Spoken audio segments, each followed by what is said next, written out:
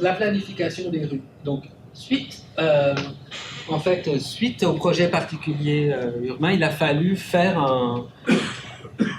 il a fallu aller plus loin, et puis on a dû en faire un projet, emménager un projet urbain plus loin sur la planification des rues.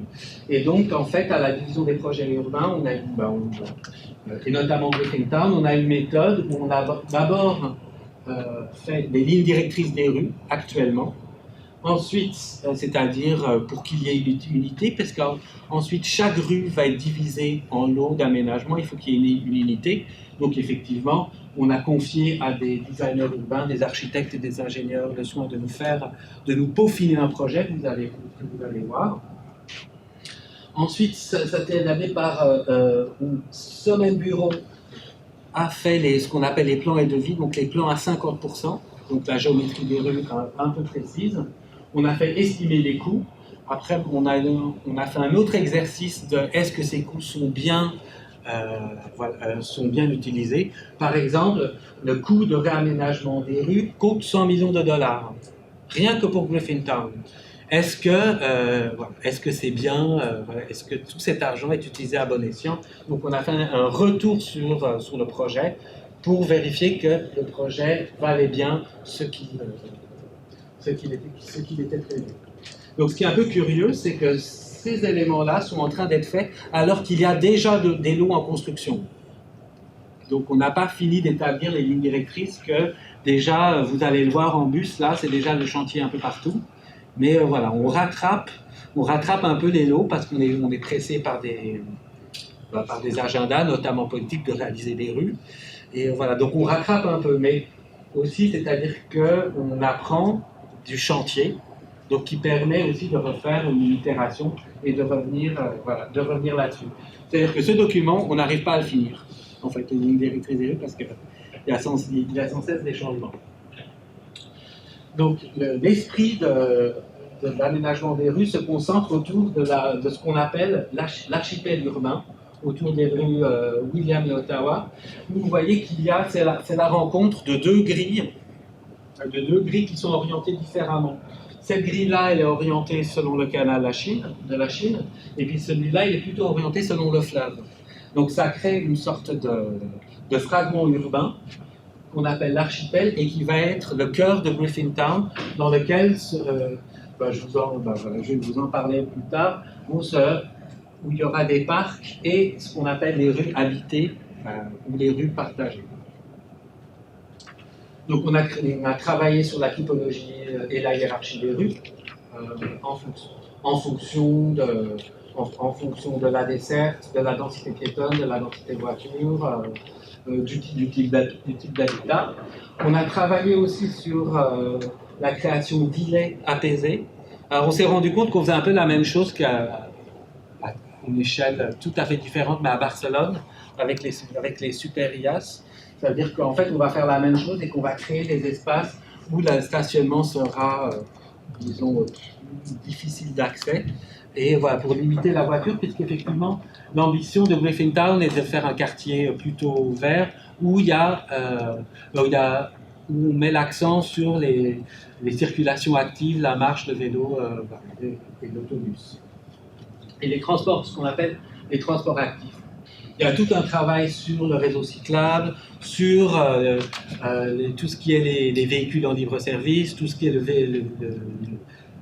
vélo en accès libre. Il y a tout un travail de réflexion là-dessus. Je ne vous montre pas toutes les images, mais ça c'en est certaines. Voilà. Et donc, on a créé 4 types de typologies à partir de ce qu'on appelle la rue habitée. Donc à l'époque, la rue habitée était une rue partagée, mais pour des questions de législation, on ne pouvait pas l'appeler la rue partagée parce que ça impliquait des changements législatifs au niveau du ministère des Transports. Donc en fait, à la ville, on a trouvé le terme de rue habitée, où on voulait que les gens descendent dans la rue et utilisent la rue.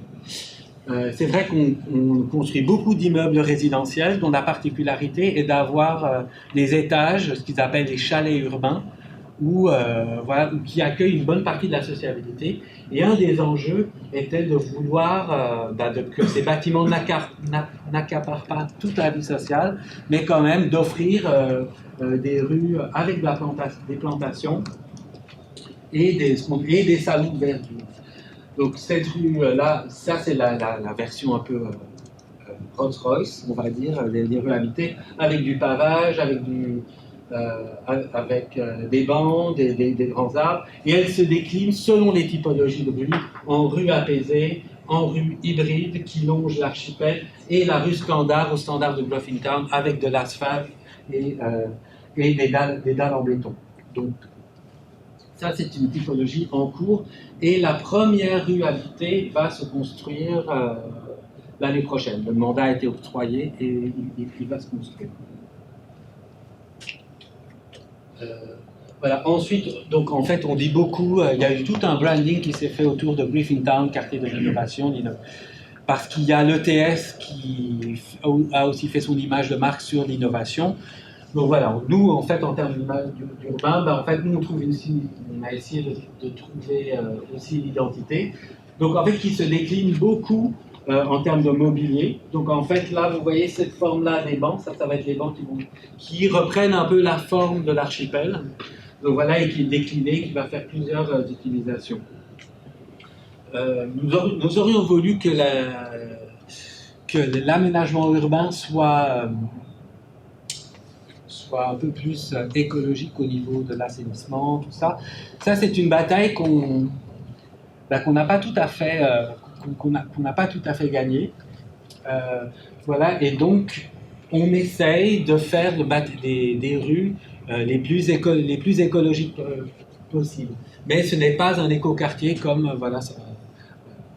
ça aurait pu être en France. Dans les bassins du Nouveau Havre, on va passer devant un parc qui, lui, récolte les eaux pluviales des rues et des bassins du Nouveau Havre.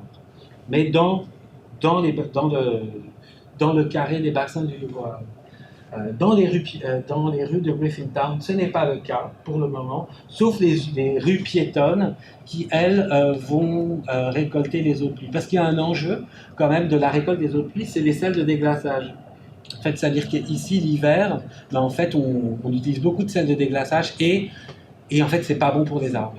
Donc, en fait, il y a toute une littérature, il y a des pour et des contre, mais quand on a essayé d'instaurer ça, il y a tout un tas de spécialistes qui nous sont tombés dessus en disant que qu'il fallait des aménagements beaucoup plus spécifiques, par exemple, pour isoler les arbres du reste des plantations, parce qu'en fait, le sel, ça tue les arbres. En revanche, en termes de plantation, donc Griffintown est un quartier très dense. On va construire des bâtiments très hauts, entre 5 et 15 à 20 étages. Et autrefois, c'était un quartier, secteur où il y avait zéro plantation. Il n'y avait pas d'arbres du tout. Donc il y avait énormément d'îlots de chaleur. Donc ce qui a été inscrit dans le projet particulier d'urbanisme, c'est un des premiers éléments, c'était du verdissement et de la plantation. Ce qui est quand même un enjeu. Donc en fait, on a travaillé fort pour raménager de la plantation. Je vais juste revenir dessus. C'est-à-dire que, par exemple, les rues étant étroites, vous voyez, on crée des rues asymétriques pour planter des arbres et les dégager de la façade afin qu'elles aient plus de racines et plus de place pour que la canopée puisse se développer. Aussi, on rajoute ce qu'on appelle des cellules d'enracinement. Je sais que, par exemple, en Europe, on utilise beaucoup de mélanges terre-pierre, donc issus de roches volcaniques. Au Canada, nous n'avons pas ça. Et qu'avant, en fait, on crée des fosses, mais des fosses de 1 mètre de profondeur, et c'est là où était planté l'arbre. L'arbre avait très peu d'espace où se développer, et avec le gel, mais il n'avait pas grand-chose. Donc aujourd'hui, on utilise le mélange terre et pierre, mais par des éléments manufacturés, pour qu'il y ait un sol structural pour que puissent se développer les plantations. Donc voilà. Pour les parcs, je vais rapidement aller sur les parcs. Donc dans les bassins du Nouveau Havre, vous voyez là, ici, il y a eu un parc en construction qui a été construit, le parc du bassin à Gravier. Il y a le parc du bassin à bois qui devrait être en construction. Ça, c'est déjà prévu. Pour le reste de Griffintown, Donc en fait, la ville a acquis 3 espaces, 3 lots qui vont être développés en parc et dont nous sommes actuellement en train de travailler les lignes directrices. Donc ils se situent les 3 dans l'archipel urbain et le long de la rue Ottawa, qui a été nommée en corridor culturel parce qu'elle rejoint 2 institutions artistiques. Une que vous allez voir, la galerie d'Arsenal, qui est un ancien arsenal, et une ancienne fonderie, qui est la fonderie d'Arlon. Et on va lancer un concours d'art public qui va émailler d'art public le long de ces espaces, et particulièrement le long de ces 3 parcs. On a fait une consultation cet hiver sur l'aménagement des 3 parcs. Les 2 sont actuellement en conception. Le troisième a été reporté à plus tard puisqu'il va servir de site d'entrepôt pour le REM, pour le réseau express métropolitain. Et comme on se doute qu'il y aura probablement une station pas loin, donc la nature même du parc va évoluer. Donc ces 2 parcs-là sont actuellement en conception détaillée.